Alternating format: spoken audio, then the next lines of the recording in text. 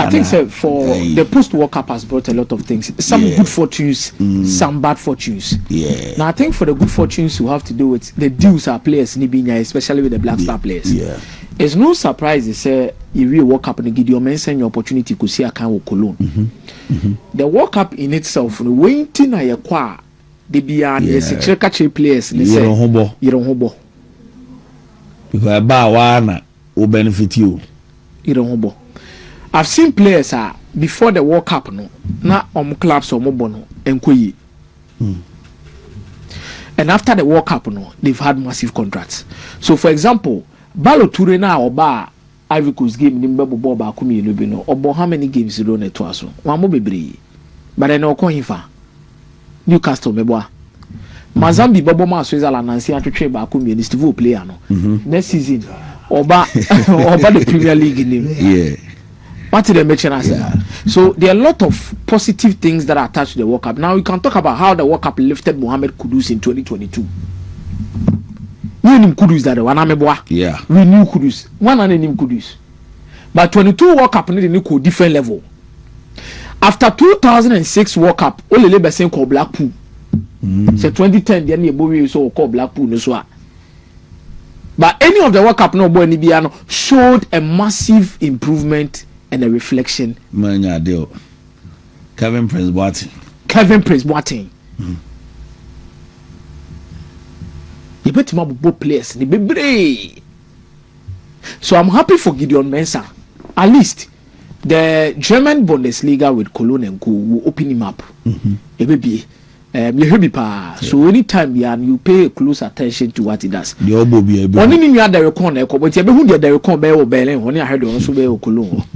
Then we'll come and draw the proper assessment. So Ghanaians last now we Bundesliga. Now they are in the same league.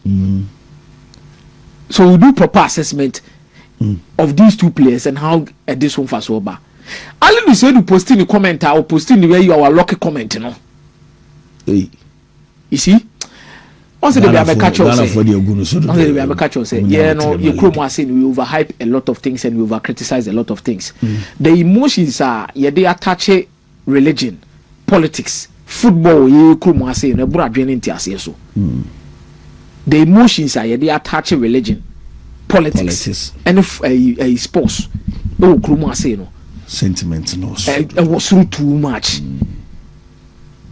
Because no couple supposed to be obi a wonni mu baby a couple me catch so oshia one on one say I want to hwe wani so be di wata mama because wakoka sports enye ni favorite and I say any opinion enko me the last time I me hunu obi kire me say bo we say na ye say true we nam ka say no ha hu bi couple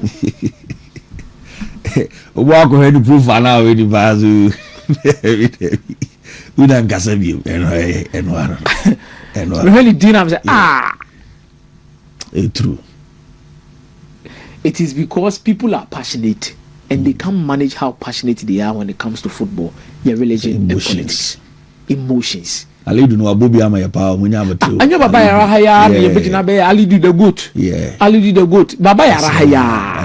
Baba ya rahaya. Ipa no nye de bia na okra obenya. And besides tournament na ye koye no kra no. The first game onya boy is a game. Yeah.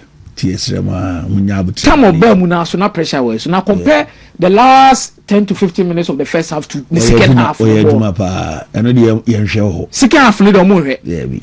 Ba ku ye fa na asi ya. And boy, you could have you cry. No, you would be on calibrating was tracking the player.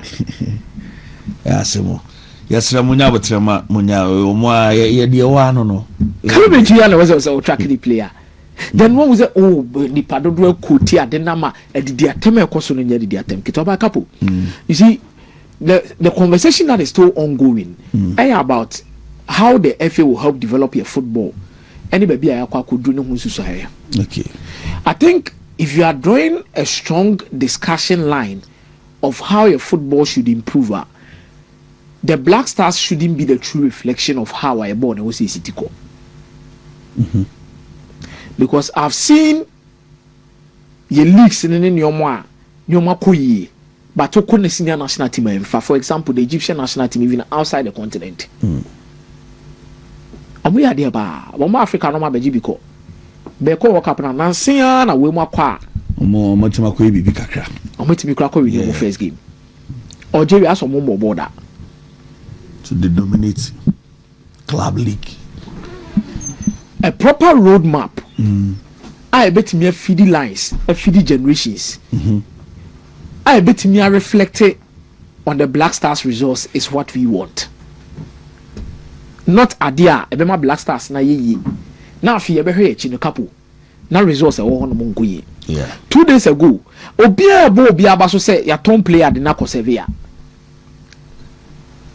Obia Babaso said, oh, Ghana, straight from Ghana to Sevilla, straight from Ghana to Sevilla. New team by a new team with a question say Sevilla no a B and I say Sevilla A. But the most important thing is boy no ko.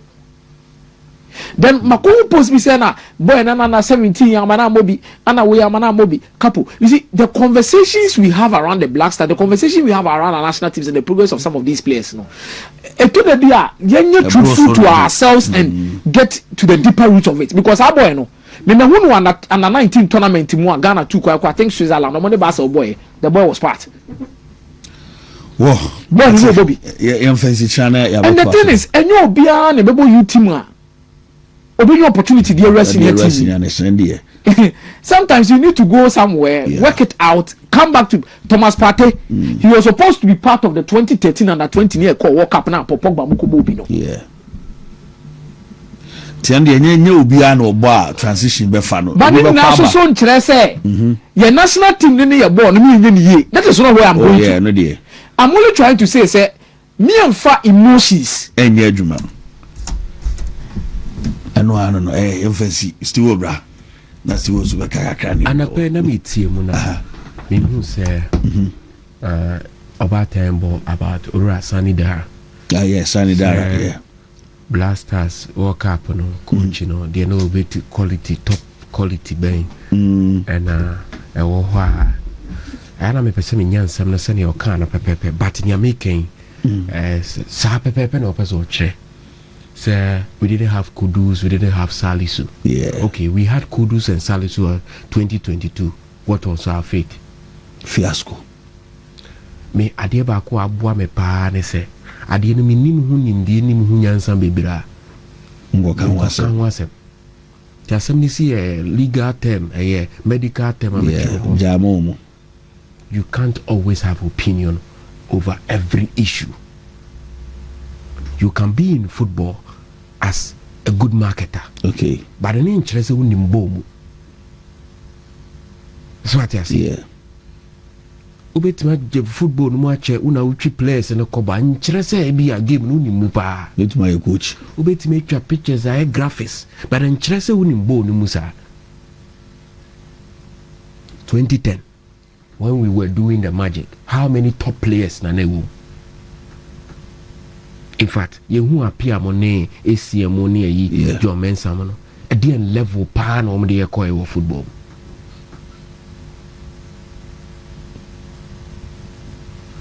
Ntia, ya call World Cup, na yenya Kudus, yenya Kudus, yenya Salisu, yenya Deda you, yenya Jordan are you, yenya Naki Williams, Antoine Semenyo. In 2022, we failed to get out of the group.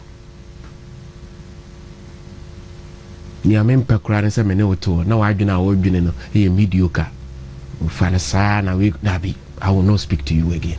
Okay, force me to push higher.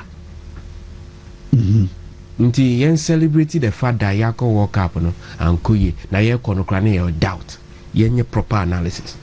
So say Omani failed to go for Afcon, the last Afcon yankobi Niger be ye free mu omo be share. Now you called Cameroon yanyade group ni entimi enfrim. Yeah. Now you call Ivory Coast yentimi enfrim. Now you call World Cup na obia odi football chi analyze football. Say our doubt. Say be yade. Our World Cup. Is it wrong for saying that? Based on presidency oh there be. Okay. See you call World Cup no. With a new coach.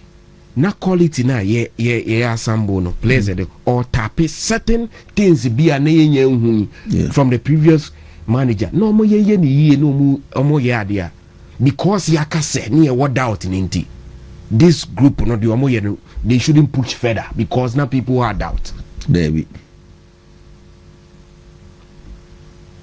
yanko Cape Coast infante pem as a dream shekan aya ni o mana ya mwa ye ho a nation that can do better. A nation say to play obi aba kotoko play or fund £2 million when it costs 8 million. Nanka, that is a football nation. But a football nation, I need park, I bubble so a transfer BBI, and people are in football and they are happy. Oh yes, sir, you don't belong to that quarters. And see, you're fat. You're corner or doubt. But you don't need kudos to do magic. In fact, kudos no krania want to type a team in NS Nyama. But still not impressive. You see, no, intimate straw. And Simbi or why a banal corner to my yen says on Troni Nebusa question into you. Now, we are. But your moyas are Namo Mancroft do on a boo of food. Okay, you're a das. No, I was listening to it. I was like, no. He shouldn't come from somebody who has been in the game for a very long time. Nobody is wrong for having doubt before the tournament. Okay. And nobody is wrong for calling for more from the players during the tournament. Because we felt that we saw the opponent and we could have done better. So to be Kasa Mekasa Ukraine no only doubt. I have every right to have my doubt. Mate, new bra. Kabo, my gentleman said, you're born a drew baby. I say to me, I'm fat no cray and can't some pa maybe just a casane and found. Okay, may dear may you know, may ye dear may found. And I'm a catch or say, and your hatred, so on my who say you football no, you're quite you who Ghana woman, your hatred. And your hatred, and your hatred said last time I performed so well globally. Yenya positive impact our senior national team no so I didn't touch my you football no maybe I touch my so what I say any the right place any from say obi any fair share of quality bibi I touch my bibi nkoyi I touch my continuously essay who say a born a bibia ni jugu every day jugu bibia so show resurrection aye brofo ten kasaje sambo ya wie resource nothing football so no so resource in field no so since stadium 50 big billion capacity field no so cohesive power na say no tamale mu nyina na aje aguru but now we nya Panama 3 points Panama there no Panama there you rather than there but look at the nation Jesse say the Nesiko obi an can fracture ho asem because results kakraba enya draw against England oh mo forget it stadium bia say results nearby you entire problems results a such a glue results team manager and player asem kra want coach Pemasem or the run position MP da o catch your team is going feel because right now you're winning but results are ma you kwa campo boni e ko di e sike ko di e me ba campo ho na dwun nyina no e be pepia ba mate results ni Ghana football ni club football you perform individual players e ko ye mo ko ya quickly no mo ba bibia ni wan ma ya adwuma say we panimu na game na no abusa ho kronkron wa koma mu say eni ma na e ko no e right Gary actually bro for TV or X no 2 is central 4 say a bomb payment central 4 be so major international platforms okay na system no fi no an yiri nyansa ne wadwene Gary ko X watro okay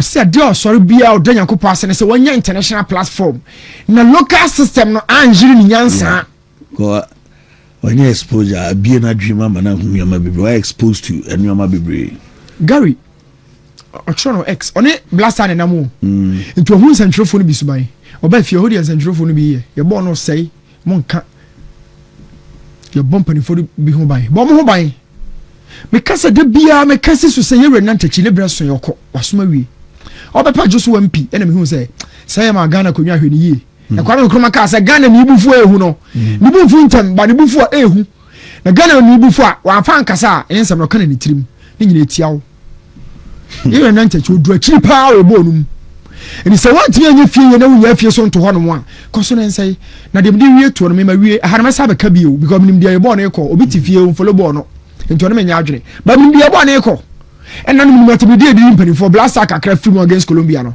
Colombia na kaso ko 60% possession na kaso ko win yomo no your coach na ohunu de yakobia na ma ha no mama fa Thomas Brand na Santi wie you wicked towards every Ghanaian say yeah the Jordan lead the line after sending access to Thomas Brand na Santi video. Okay, this guy he is supposed to be a number 9 CCM no ka say Black Stars Ghana. The strength, the age, we are qualified by Premiership with Coventry City. Frank Lampard. This boy, after watching those clips, excerpts away from this boy, we are wicked. See and critique space. Oh, team one farmer, yeah, bro, yeah. Me call but try couple. I have 2 minutes. Give me 2 minutes. The guy is solid. We are so weak in say boy we are lead line or head share or to dribble or to be career. He's full of energy. Now she attack ne pan Americana Jordan mu tutu ani mo na o ya bro ne nwini Ghana for ho over 2 judge na why chama mo amre ami chakota mi over 2 judge na oh me that's Newton okay me mo video kakra bi na ya ba why yeah mo be ntie Ghana for kakra na easy Spain. Yes. Yeah. Couple, I think it's football and how it works. Untimi nyina bakosem ne se de city mfam muda. Na se de ho tete ne ho popoye tie no. Ana bre bia na me etimi regional so e ka se we ehun sunsun so e betimi asinie. Okay. Ana we ne betimi afiri mu de aba. Na emom se de city kan se krobi wa krobi to aso no. Sa aso so na Bible so ya tell baby say there is nothing new under the sun. Of course. Na say ne bibia asisi e bia na ehun se bia sidai. Ebi esi pen. Yeah. Na emu maybe a kwan foforo so ne fa so ye dey. Na enkomo ni de ntia make ka de ba ba bi ejina ni nyina na ye say we've enjoyed a brilliant World Cup, especially where individual talents are shining through different circumstances. Our multimedia omo nations about to this level. The first country to qualify for the semi-final of the World Cup in 2026 the French national team, dominated by people and for a target almost immigrant, more dominating in this instance. Now, couple, let me take you back to 1964. Now, in 1954, before he came to 1964, there was a certain coach and a friend Helmut Schön. Now, Helmut Schön na okochi FC Saarbrücken in Germany. Okay. Then he became the assistant coach of the West Germany national team. During those days, not Yanka Germany boom, near the East Germany, and near the West Germany. Yeah. Now the dominant one in terms of getting results in the women was dominated by the West Germany. Even the Bundesliga, they believe that clubs like Leipzig, Mo and Co belongs to the East German part. Okay. And then the West German part includes the likes of FC Bayern Munich, or more dominant clubs. So the moment Leipzig steps up, it is not a resource or they take it lightly. They take it in an instance, say, or more to me a fight or more inferiority complex. It's media resource. So clubs from that side, the moment they start getting results, it means exceptional results. Now for West Germany and how dominant they were as at that time, there came the World Cup in 1966. 1966 World Cup England AJA. But check the story, no anyhow Helmut Schön fast so they are successful with this German team between 1966 to 1974 and Comunini is very excited. Now couple about into the World Cup, Abraham only the assistant manager of the German national team. So in 64 when they were playing the qualifiers, Germany for now, and I said West Germany for no more so because some two is on Yadi. And also sound down, and all the Omudio Juma. No more see there be your own penny for 1 moment to Messi. I can't answer some Juma. Now, amidst all of these things and the controversy and all of the discussion that went on, they went into the World Cup as underdogs in 1966. Okay. Now, in 66, was dominated by players BT Uvesila and Omode Franz Beckenbauer. Echo that World Cup as a 20-year-old. Okay. Meaning, he said, among the set-up new players are not John Moody, so rely on them. No. Nani po so wumpire Franz Beckenbauer. And Omode course our World Cup. No. Now, Omu World Cup ne ko surprise the opponents in the shape of how they played, because Obian said Germany for attacking football. But on the resources in the quality, compact, quick counter attack, a midfield dominant by a 20-year-old, a Honor Franz Beckenbauer, the announcing Hobe Riase. It's Helmut Holler, Hans Tikowski. These guys were key players among the squad. To say they are now Vesila, and Franz Beckenbauer City with team. Okay. And I fast forward, because England in the year in 1966, and England. It was the final of the 1966 World Cup. That is when the famous your first goal that's what basi Samreya amount 42 years a couple 8 member. This is the book I read some time ago by Helmut Schön. Okay. Now, okay book we say what should be doing said the ability to get successful results does not only rely on the kind of quality you have going into major tournaments, but your ability to understand the quality of your players and their human capabilities. Sure. It's also book here that screen you see. You can go to Amazon and go. It's one of the most interesting books you can read about how German football were transformed and became a powerhouse between 64, every 66 World Cup, and 1974. Also, Sebi, so tournament we na kasa wo kwa kojia. Unkuni ndie na wonsa betimi aka no enyina e players no oma wo keka ne nyoma bi omo mu keka na so omo talent bi omo de aba tournament na se quality omo de ba na emom kwa obefa so a obete omo talent na se ubehunu se de omo ni pursuit ne omo ban na ohunu se de obeka ne nyina bom na wabo omo amomo timi de nya results the amount, and that thing still rings. Because after 66, no more announced themselves. People thought they would go back. Yeah. So in 1970, almost said Maya Munina joining team.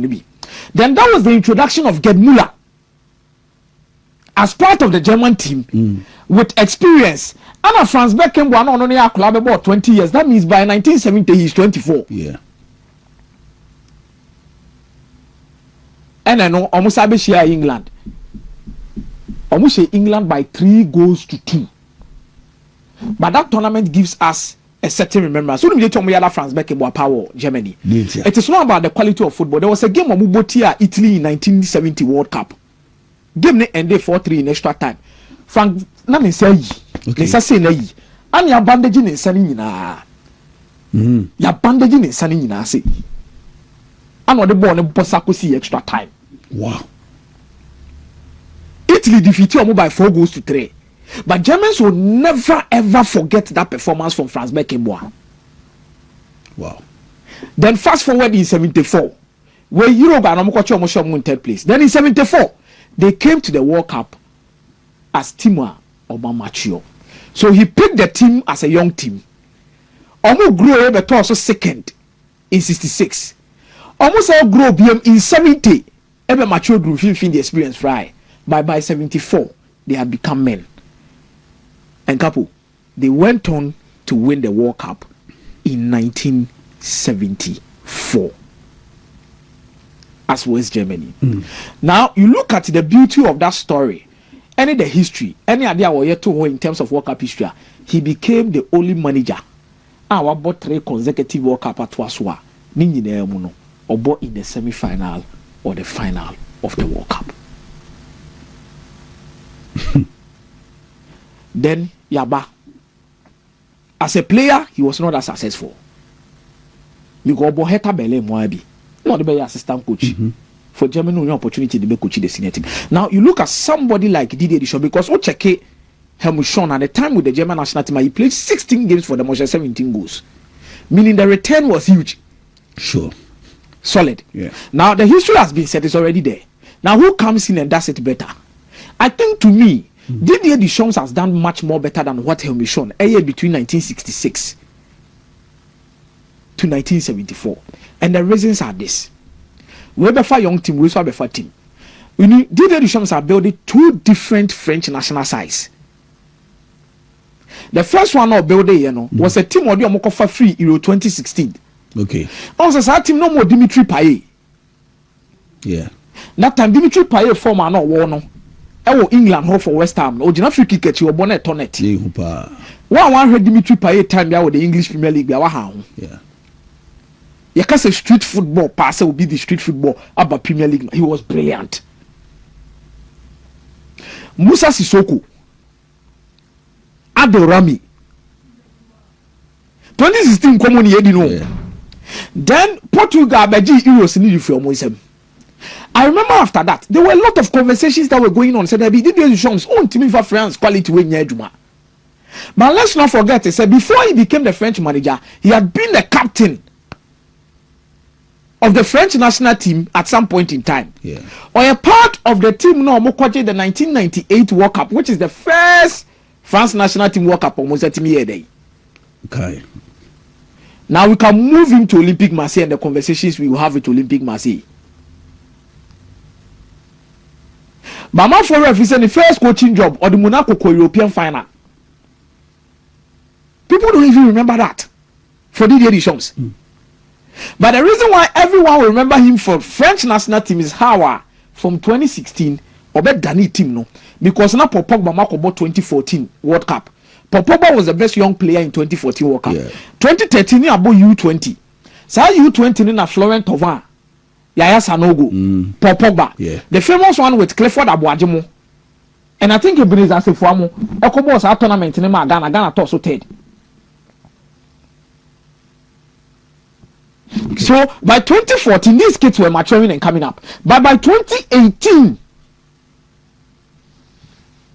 that team look at there was the same Blaise Matuidi.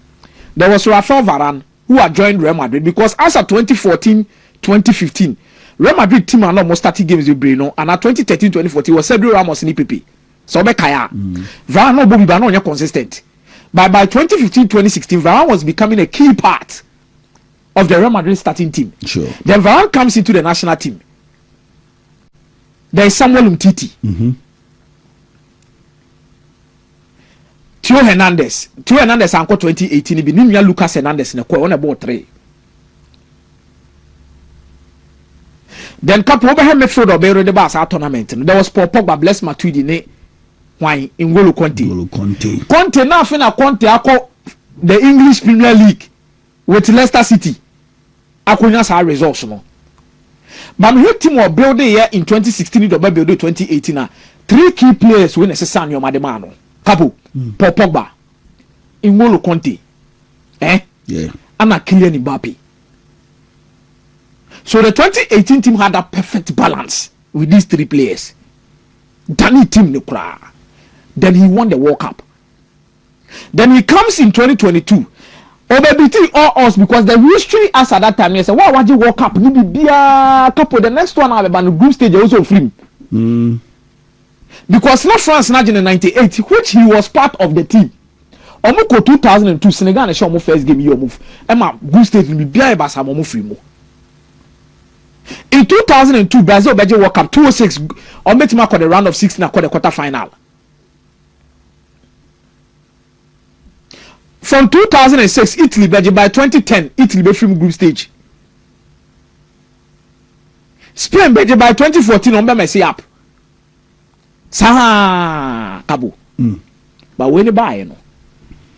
We mu team na twam ko. Yeah. It's 22. Oba or the new set of centre backs ne buy. Enya Varane mu TTBM. Asasem. Or the open mechanic money kunate money boys na nesa ba. I know the Varane kakra bi be count for experience. Varane was supposed to be part of the team for experience. But the key cog no build ba. Kunate open mechanic. Or the Theo Hernandez ne kan buy ni nuano. Lucas ni nuano. Yeah. So in 18 na Lucas ne bought 3. 22 about the ni nuano bought 3.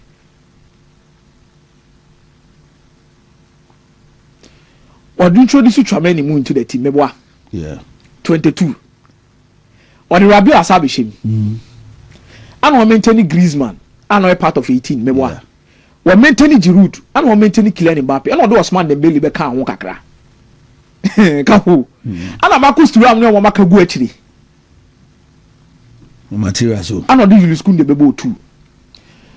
You're free 22 now, yeah, the transition. So in the transitional phase of getting to the new French team, no crano, or Sadio Mbeto so second will walk up. Final. And they team near Saliba. Saliba more 18. Meboa. Why is that team the Mignon? The last World Cup was Hugo Lloris, Meboa. Yeah. What's that team? We maintain it to you. No cranecration, no bebresa. Lucas Digna and Ebo. Kunde da sobo. So, Yakasobite national team transition as here. This man has been brilliant.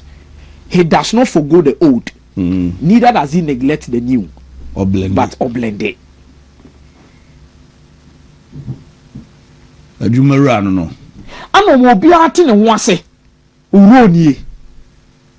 Osi magic captain somebody ama Mbappé. Griezmann bo afu. Oso on fa ho.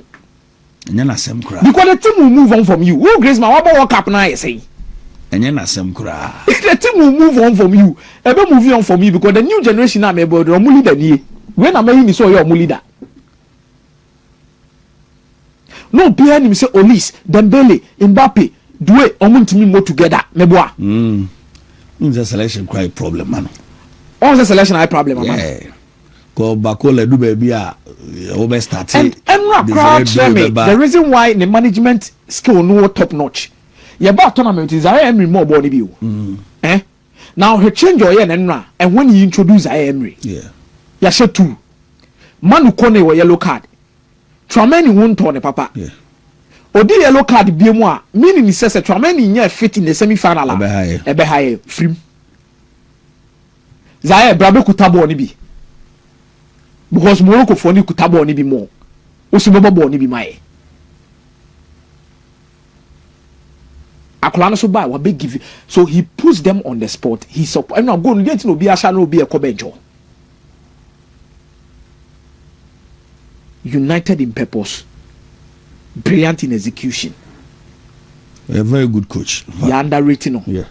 But I think whatever Helmut Schön did with the German national team, we never year at a good different level. Zidane Jumane be anything. Oba. The standards this man has set with the French national team. So Bano and Cross semi-final. Watch the Nations League. I'm on the next so take care the Euros now went to me on your day. And for France Angelo. The next one. The last time he got closer, and then France. World Cup no more do. No. We need a Euros no. And the numbers. The numbers no kutana no bra draining tears. Unless you don't want to acknowledge greatness. Yeah. Unless one person who person who say they are old here. Hey. But we know watch your tactics, watch your man management, and the results has been splendid for the French national couple. We're in the last tournament so the almost second or the almost third the crown. I will not look back and say that this man came to the French national team and he has been a failure. Men come a team captain and a World Cup winner. After captain and a World Cup winner, or a captain and European Championship winner as a player. So as a player, he won it all. Also club side, he was part of the Juventus team on mobile Champions League final in 95-96. It went as a player and was World Cup at the Champions League at Junior. And as a coach, was the Monaco team and no be any DDS over to the winner or the baby. Proven winner. Wabe Euro finalist, or a World Cup winner, or a Nations League winner, or a Euro semi-finalist, or a World Cup semi-finalist beam. Champion coach. We are the for the final. The difference between Western and Brazil team from 94 to 2002 is Brazil and maintaining one coach. Because Brazil bought final of 94, bought final of 98, bought final of 2002.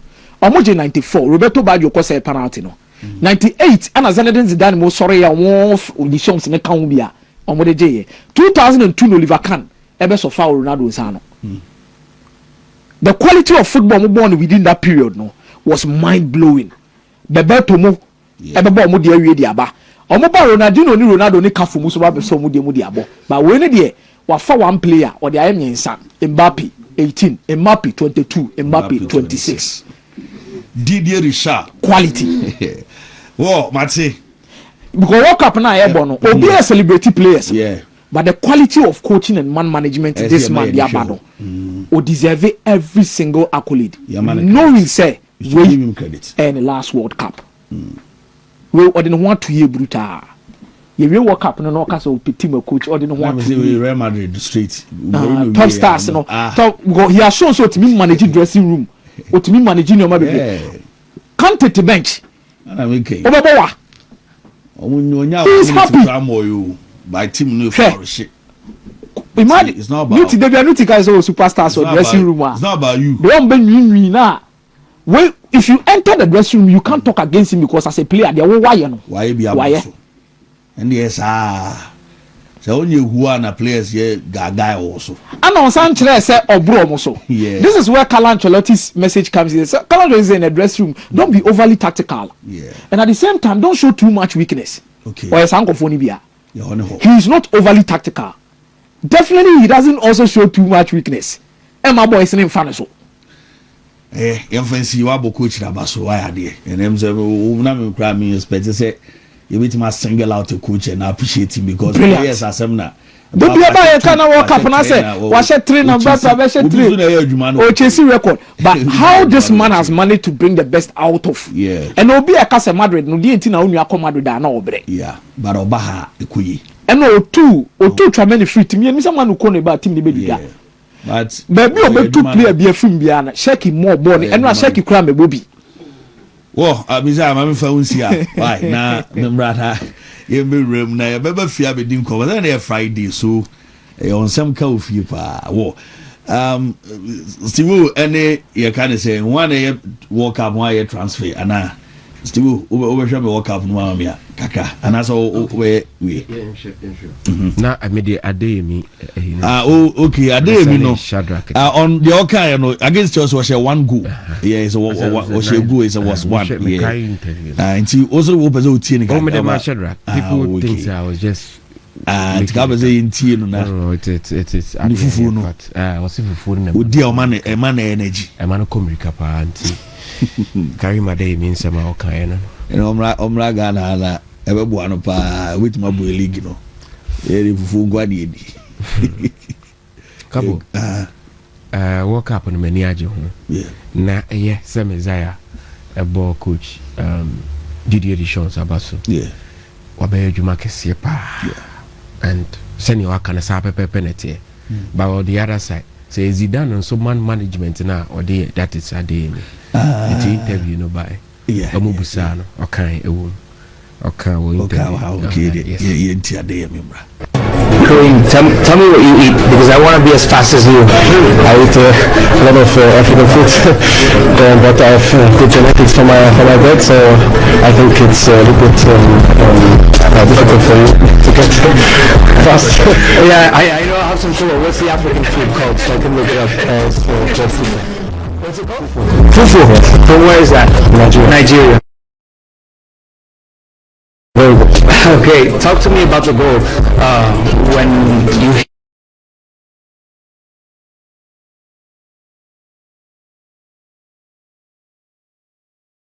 game, no, I idea. One year genetics from the parents, but or a lot of African food. And Obusa as a food, Bembru, Nini Fifimu, and also fufu, and the money Ganes, and tea. That is wow. Can I new thing do for you? Ultimate to the I don't think any ultimate to Ricardo. Okay, and I know how we did ultimate to Ricardo. Into managing a press up. No, new thing, and now we did, and now we did. Hardly press up. Okay, go. You see, at this point, Kylian Mbappé belongs to the exclusive pool of greats in football in World Cup history. Mbappé no Medina Chiache from Monaco. I love that guy. And every time I obobo biano Mbappé, I only go to watch Mbappé and how he goes about the business. Now he can be the greatest in World Cup history. Okay. If Otwasu say and if France etimije World Cup no, in the next 2 World Cups Caribbean and as the next one he can be there. If Otimi control himself, maintaining the body, now explosive as I think he can continue like that because the talent pool, France will not be in short supply of quality. A bit me abuano. Now it is never about the goals alone. It is never about the goals alone. Most Real Madrid fans, share them because their darling boy is Vinny Jr. Simply because of the Omoje Champions League. We buy no Ontimi ni Omoje Champions League. But Nientia, the Umutia na Castle he's doing it, and that is to score the goals for them. But Kylian Mbappé, I will stage now when he Pele more the table of men a whole drew. Messi football is what drew. Okay. Oh, hobby you. Papa sorry ultimate transubi. Yes. Wow. Because media me say football no the football now a World Cup. Football no a special competition in about 4 years. Ti be drew now you do or yeah. A special competition. Unshare views in this generate and the headlines are ever a lot of controversy a part of it. But he's moving in the direction of Pele a record at a very young age, 17 scoring hat-tricks here and there, and he did it at 19. Now he's the only player of 4 goals in a World Cup final.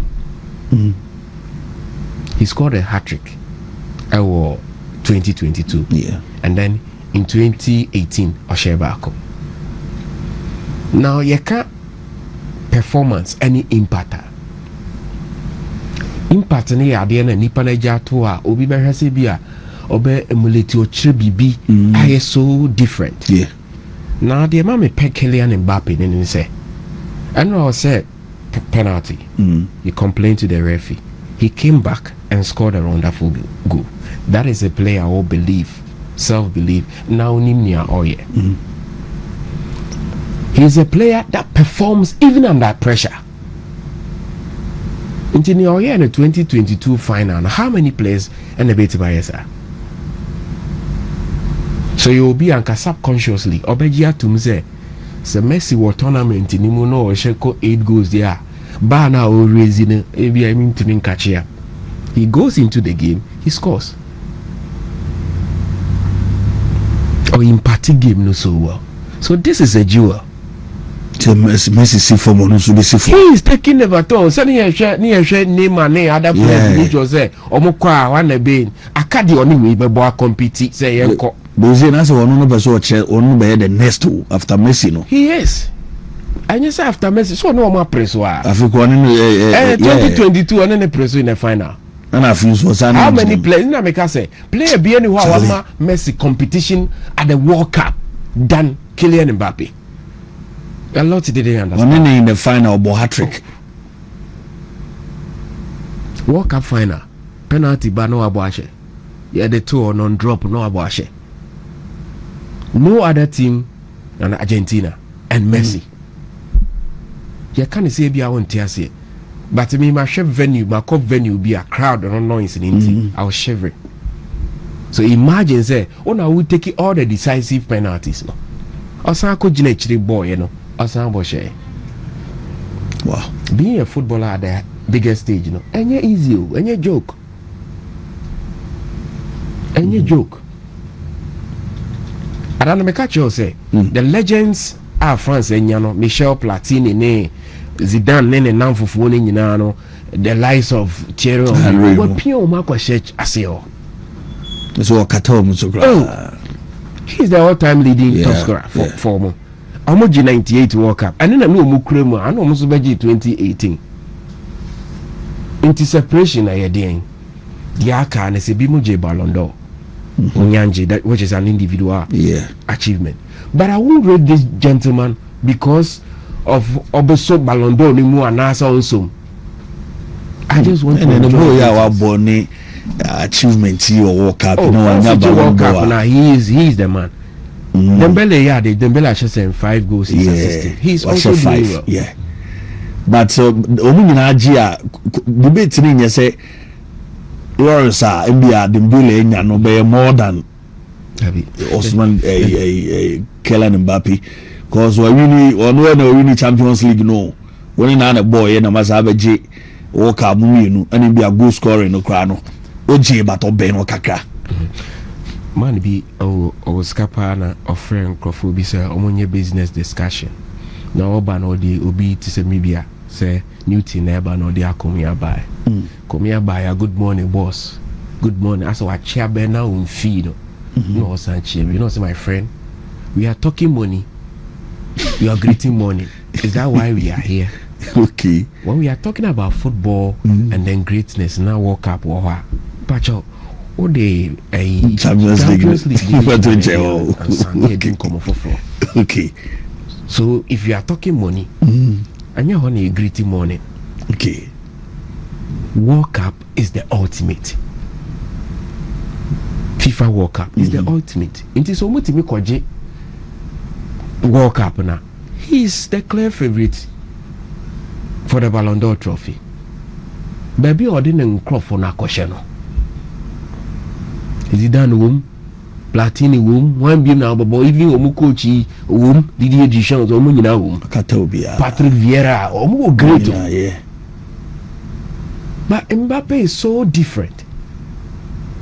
Stage, I tense, you see him performing. Now, some players are a special quality in the atmosphere. BBI difficult, you get him. That is where the Messis they are. So Pele, a trial of World Cup trophies. Yeah. Ebiana fate, destiny, and Krabiano be different. But when you are born in India, say front team, looking more like an unstoppable force in the back to society in the next 4 years. No mathematic competition there. I think Pele Akunya no transfer ye. And say injury be a ma. The only thing I mean is Mbappe was what they kind of game, any aerial ability. In terms of agility, yeah. Nasa what practicing the art of free kicks account. So when you're not one, and one I mean need to try and say, oh, chana to her now, who jana manako. Chusubako. General Mazrael penalty no koyeno. E duru hona aduru bi eni trim bi so that cannot to for because ni pace no ano odin. Untumi. Mazrael ntimi ni Mbappe nko.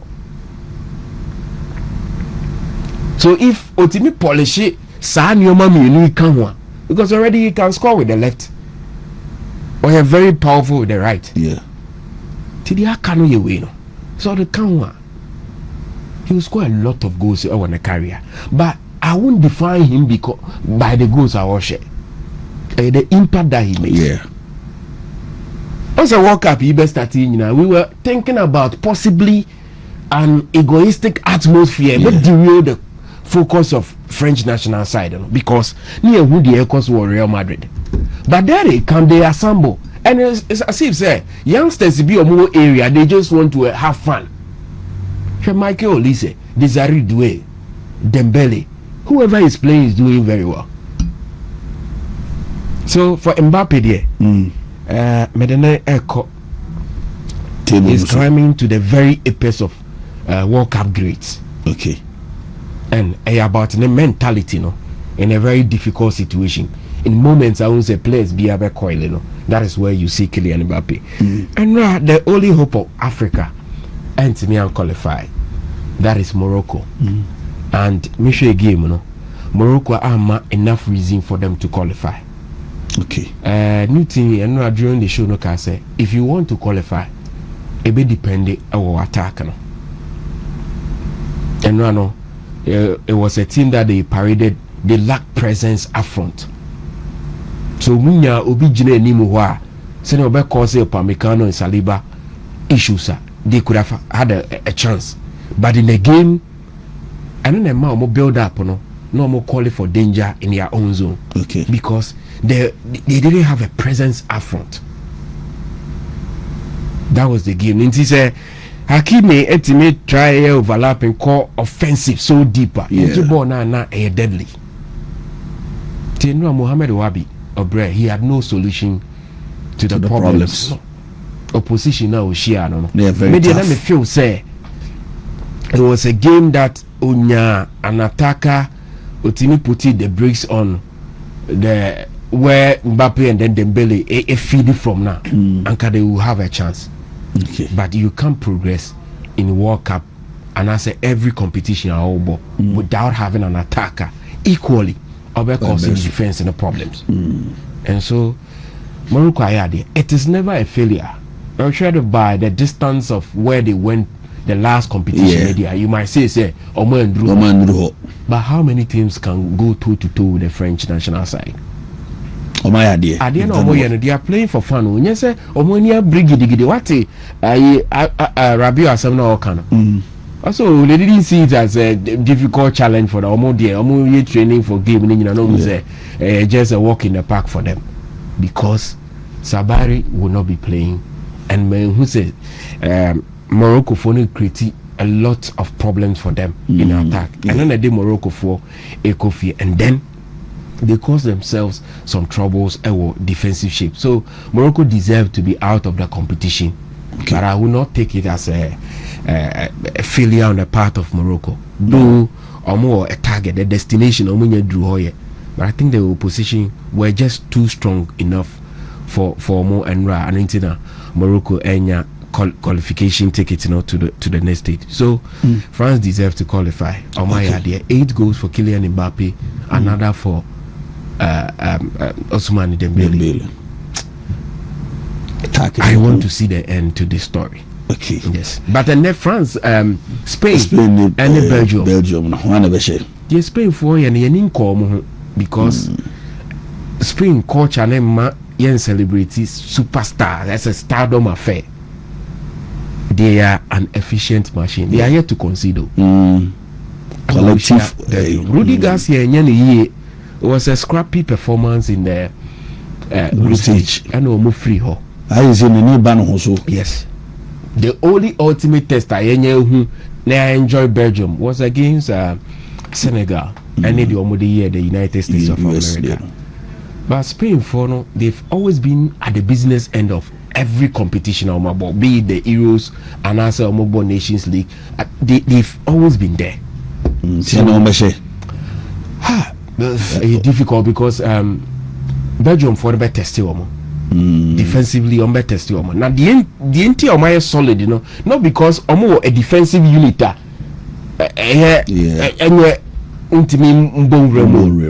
it's about the structure of Spain. Spain one of the finest right backs and left backs, Cucurella and then Pedro Porro, and me pending corner.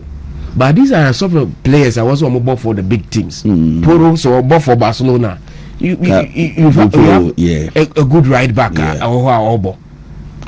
performance it goes unnoticed. I think Belgium will pose a threat to them, but eventually my bet will be on Spain to progress to the last 4. Well, thank you, Midasi. Me brain na yento asomze Ghana for adwin chebi bro ha Kwame Nyako say he's right. If Hurricane wins the World Cup, you win the Ballon d'Or, just like Mbappé, Haaland and Messi.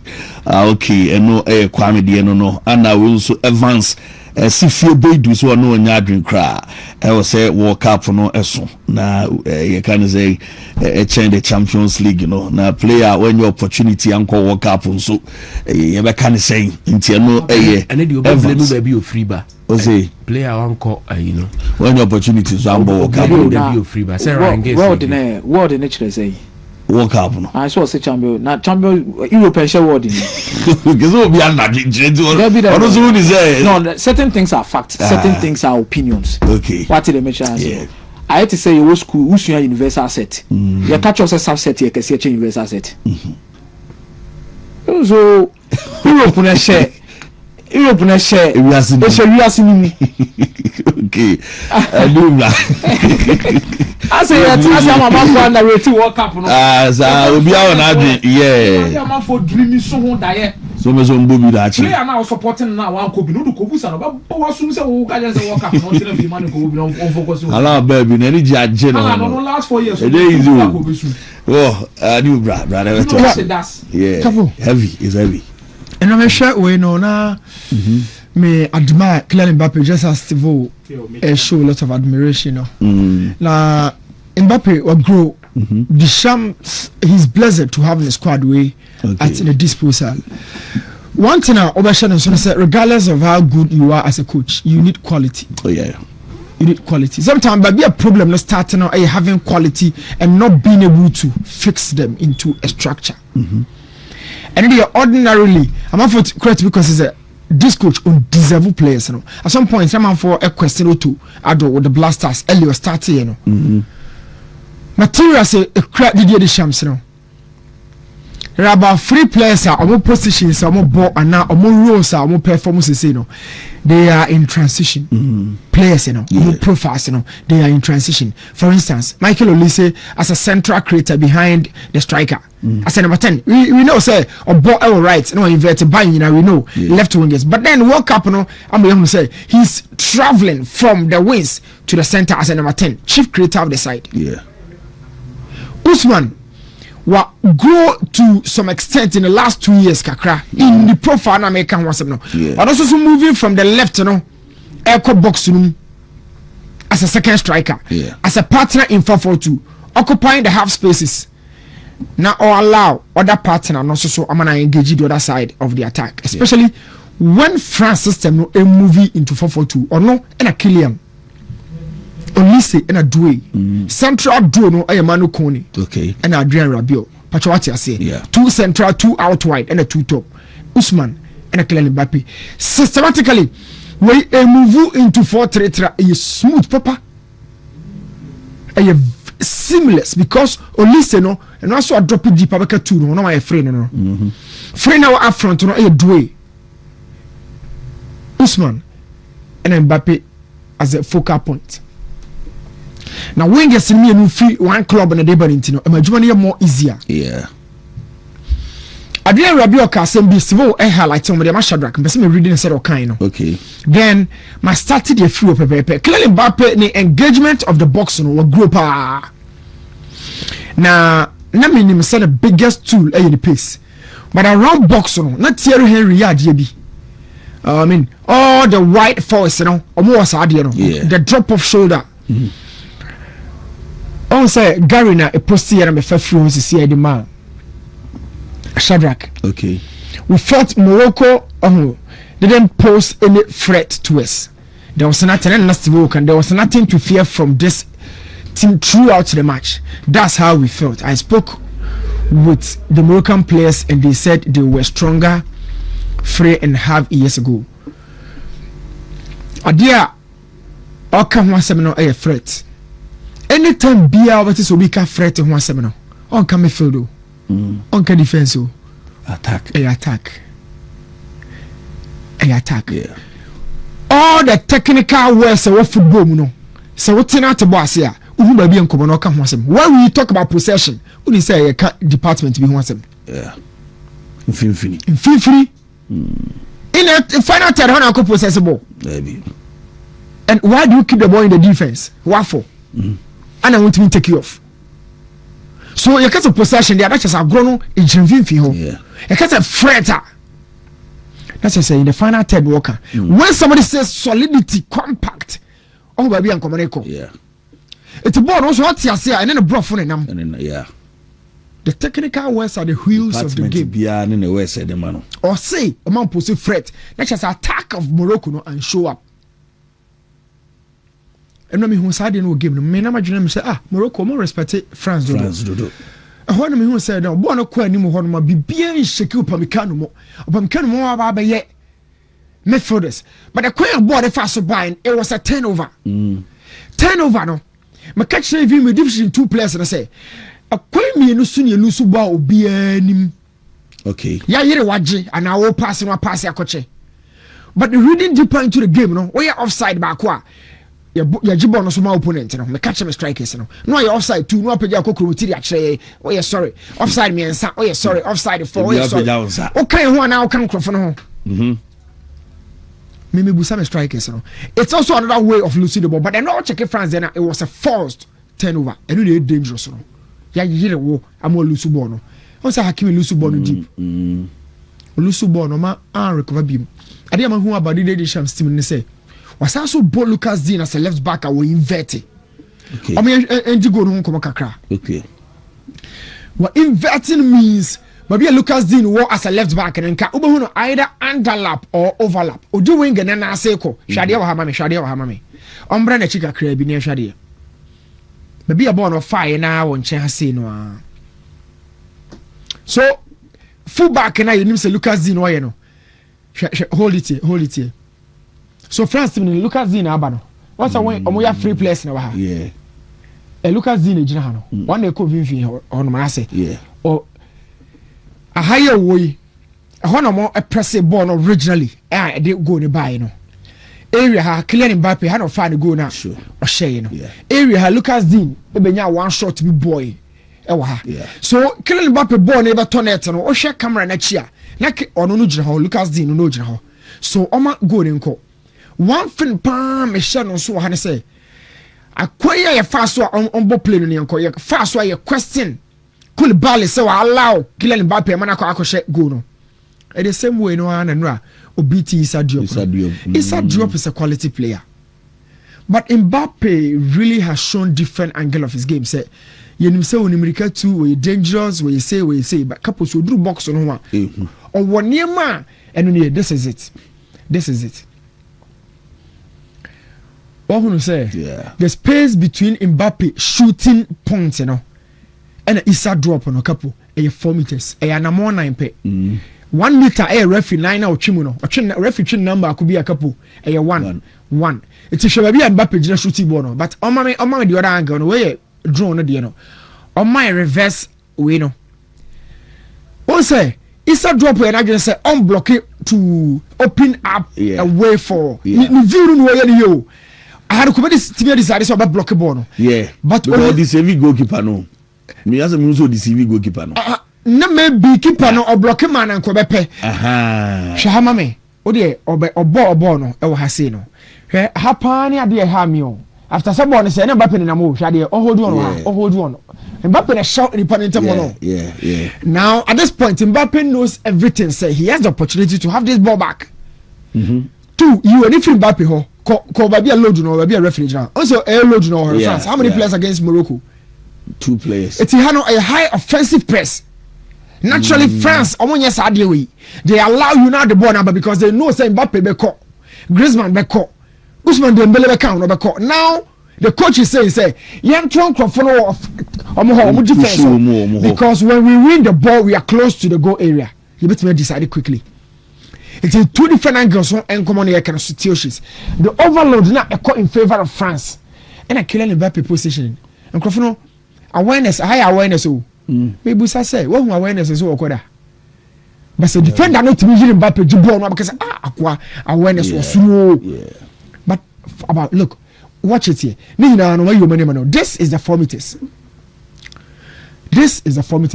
now when I want to say no drop in defender on the left angle when in farm out because or drop in or the body left no your friend shoulder drop okay or the free game yes or the yanko ha no defender no kobi no asan will be space in na kwa and no the no yanko ha your friend shoulder drop or maybe I'm for to kind of body feint next mo yes ade no or kwa ba kuma o say na me ye game over maybe to sisi ya big it show no yanko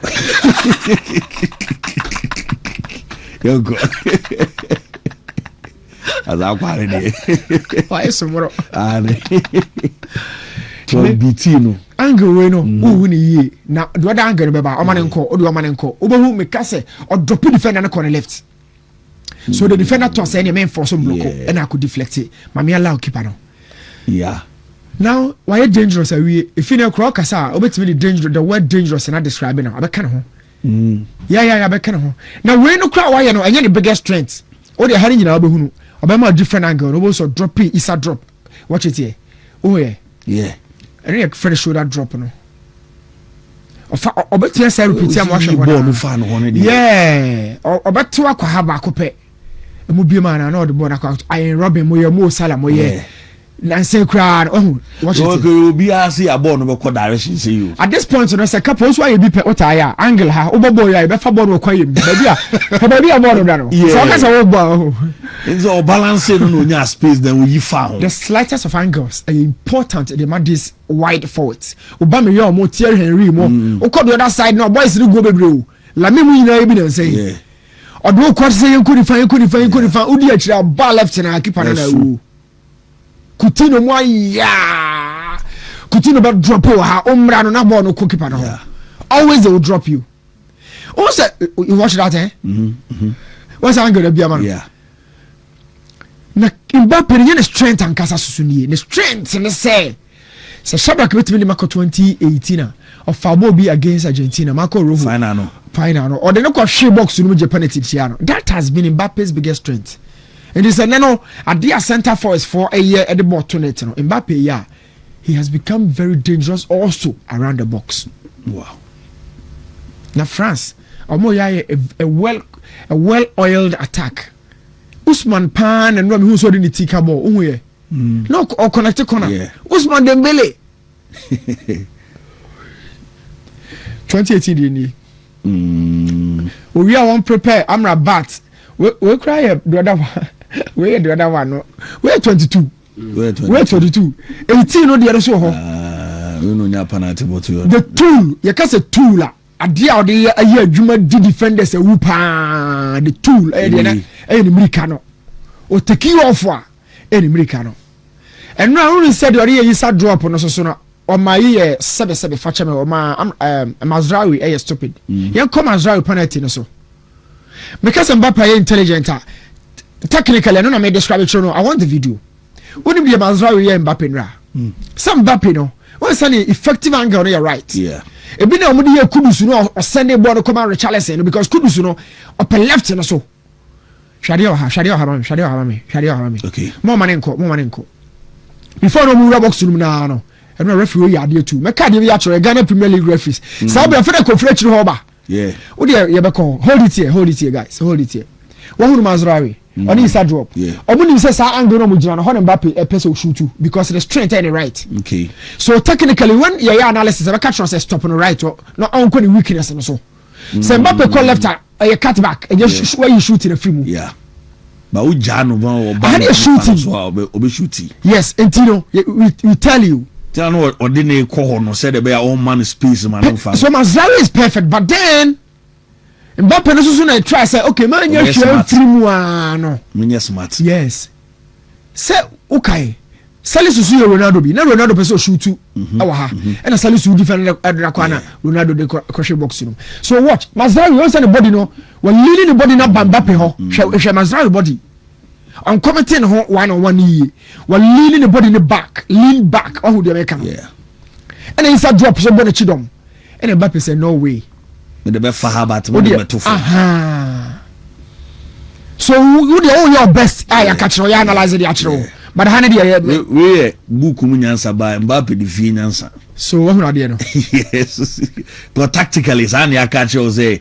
EBC angle it to stop him from this angle no so say na call left no the same thing omodo here Kudus against one of the teams now the born man or switch Kudus to the right no so okay and go cross on the far how Richarlison sa game no me kai okay Richarlison ball nice goal be no me kai pa onyama wa obo say every stage in the Premier League English Premier League no yes sir very nice the defender was good so Shadrack Benya sa goal so the defender did what is ethically done as a defender obelling the body in the back no I force you into weakness but then if you're intelligent you do something out of your weak situation and Mbappé nya penalty and Kudus nya assist in the free those boys no when you game no when you obey when you obey now so sha can Mbappé different player obejina ball no so no attend ya so obi ba no otia so e dia mano so what can come and say wow so Kylian Mbappé has grown penalty no dey bonu yade of course bonu yade bonu delay pa obi anako koda dada bonu yade ketwa bi on the Belgium ne Spain game no one offensive pressing ni one be am yire na ball no this is something usually no the shams na kan game no ho obeba o de abase de eno ni hwade a hwe defender no oh mo mane fa ball nko kabo mo mane fa ball nko hwe 2 against 1 at 2 Mbappé no hwe 2 no okay hwe 2 no hwe always second do abona chi dom no ba bia na ogina on fan ko isa do ba bia na isa do opugina because when you say so really free was so boa upopini no left wo it was apart from say Masra we are leaning the body in the back e train left wo no na isa drop so okay it could one hane could so analyze the situation no space no ha because when is space in there ko boa we fa de won tumi fanya bibia and no just space in there to and no occupy say left no because could so per left na ba on ka po say to ball no ko the only option say na there no analysis in it o catch the players and say o may you say or the ball be fa the defenders in there ya catch say so man ya one could be ko o be use it will be support the same thing so catch them as we say could now watch it here okay in both situations you know all of them they were forced into their weak foot. They still got something out of it. Wow. Now Shekudus the Anasha Mbappé. They still got something out of their weakness. For Tiaso the Amado generation. So Kudus cried I think I could Tiaso the man. I could say no, I'll still take the ball. And then Mbappé said, "Let me hold on. I'll still take it." Wow, nice one. So Oshe omo situations now. Omo be no you dangerous around the box. There will be a catch no omeyo bibi na me no ka saade na me de me ko ball remu e wo Nigeria na omo attackers ni attention okay yeah analysis no average no metimi am about 20 crosses so you catch Felix Che say anytime bia ka sa oni attackers ni be ko no untimi wie na 10 minutes no okay you know what Coach Adote did and Coach Adote catch Vincent Atenga say every single time the center forward no before no be kosoro no engage in form into a control not just while contacting first on your side energy no and it happens to be Coach Adote one of the best games are Obodima Mediama I know qualified team in Nigeria no so Mbappé he's become very dangerous around the box now new oba Spain kakra bi near sure. Na your numbers no and your number is on the screen and on your DJ videos no on landscape men your phone say guitar no BBC now are recording na was send the aba number na ye pin ni nti yesremo time no so a ye bebo e de amamo nti mo amode eba no so emre so a ye bebo na e de amamo Spain and Belgium no time I follow game we are say pa no say obi ye changes na o lead game o ye changes o timi ye kwan mi no so ada so the defender neighbor now be protecting lead you know but what else so the defender about the idea and say you continue deep Carlos Cruz or the defender no pepra ebe yi right back and so okay and you do kwabana no dey babara man by how to you know keep the results positive obi juni defense but okay France 90 it's not how the guy be bad game for Brazil Danielson okay on the boy you say no buy no domino Danielson far ball now no dey corner flag no man for question say no Brazil dey na mo obi am say we protect we lead no mo dey attack mo never but then later we understood say to keep the ball you are also defending when you have the ball you also defend because opponents and they no gina so no dey be attack you but then when you mienu once you keep the ball you also attack. But it's a literal way of reducing the chances of the opposition because the amount near fretful no a ball no now you have the ball. Sana Spain now here a World Cup we say profile tactical profile bomu pa Firmino profile no Kai Havertz profile no and a Daniel Momu profile no wow Ferrov only say been Jordan here no Jordan or a winger about 10 and now 9 give me one so more was on and church am be am fan Jordan ko to be for farmer na me and also na distract coaches you know so on fan more rings so on fan nyina for me no area there you can overcome dominant no a boss a second striker no it will be a boss force but coach big professor or the contract na contract coach big professor be 1 2 top can have it will be to be bonus 2 top coach big flexibility as an way no Daniel mo profile no can have could be bonus 8 omo profile no enti no say Jordan to be genuine one oba na mfifi because they believe say omo the technical requisite me mama play making game no be wow enti omo na Daniel mo no ma Spain is so flexible o check a coin for some defend here they don't stay in the block so switching between the 4-2-3-1 Rodri and a Pedri ode sa Daniel mo do so na 3-man midfield ode omo ko she Alex Bena and Lamine Temwa na 4-2-3-1 it you all no move systems no against Cape Verde about more shot on target. The next game Saudi 1 Austria 1 Austria crowd 0 not person send statistics cinema it has been 0-0-0-0-0 until Uruguay about 2 shots on target and no I'm not dropping more SG no at 0.63 I'm a chance of scoring the game then do one cry yeah Spain you can go through up to Portugal no more chances around 3 or 6 shots on target from Portugal. But the number of chances they create, efficient in the final third. 22 shots, 27 shots. They can go for 27 shots with only 7 on target. That is around 25%. That is also around taking 4 with only 1 on target. 4 shots per single shot on target. Any efficiency, the production won't produce broso, but sticking the balls in the net, and problem. Well, you ever share the abysine, young fancy. And now I'm go soon to do so much from 88 minutes in the late goes. Yeah, they keep you shut whilst they have the chance to enjoy the game until the 80 plus 83, 84. Last minute, Spain will go so maybe counter no a favor Belgium tonight.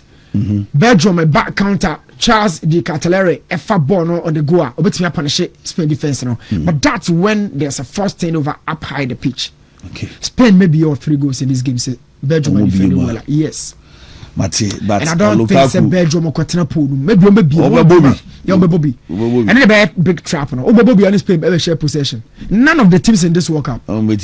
Spain concede say they don't concede by defend no. They concede by keep they keep the ball. Yet to even concede so Lukaku the maybe 3-1 score line. Lukaku the King Luka. All right. Okay.